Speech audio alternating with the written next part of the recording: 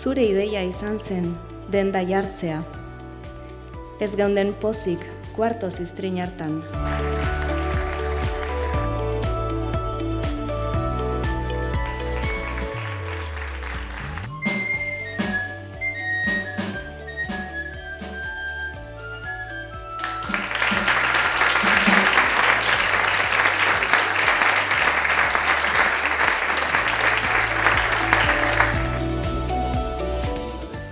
Euskara ala euskara literaturan.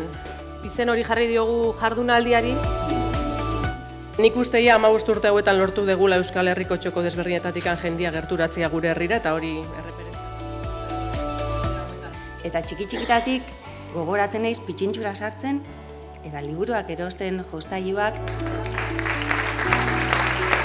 Soluzioa aurkitu behar dute. Askotan, betegarria eta oso zuzena ez den irtenbide bat, baina irtenbide bat eman behar du eta bilatu behar du. Alduen zuzenena eta alduen.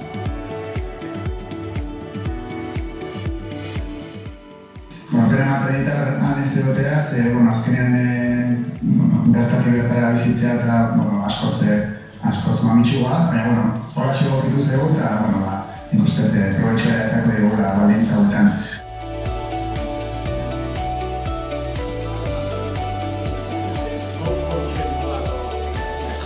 Eta entzunaldi haietan barneratutako egitura, erritmo eta melodien gainean idazten dudala ere bai. Egin dezaket batua da, baina ez duzu batuan egin, egiten duna batuan imitazio bat egitura okerrakin.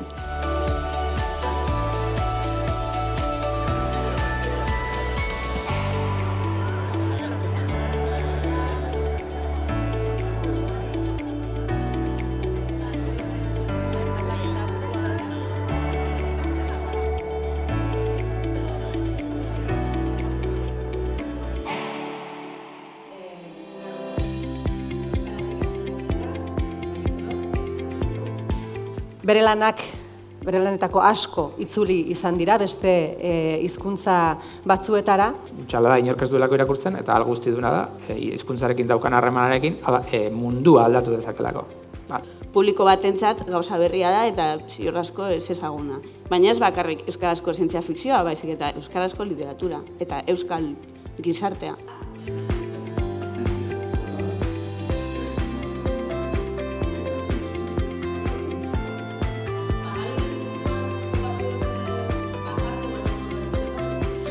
Bueno, esan nahi dut, irakurle askorentzat, ez irakurle ez, pertsona askorentzat irakurtzea edo euskaraz irakurtzea da hau.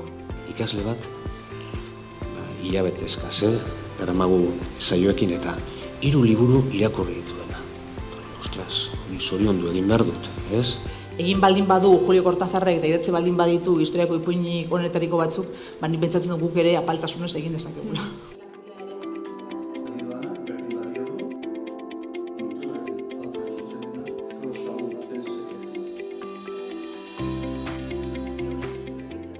Eta azkena, nola sortzen da irakurlea? Irakurtzaletasunaren etapak. Literaturtzaletasunaren transmisioa, nork, nori, nor.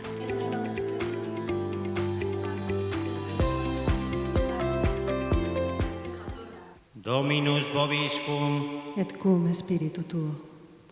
Fikzioaren eskisitoak, ipuinzale estriktoak, jende kultua, pupitreroa, buru jantzia, erkide listoak, eskolatuak, leituak. Dominus vobiscum. Et cum spiritu tuo.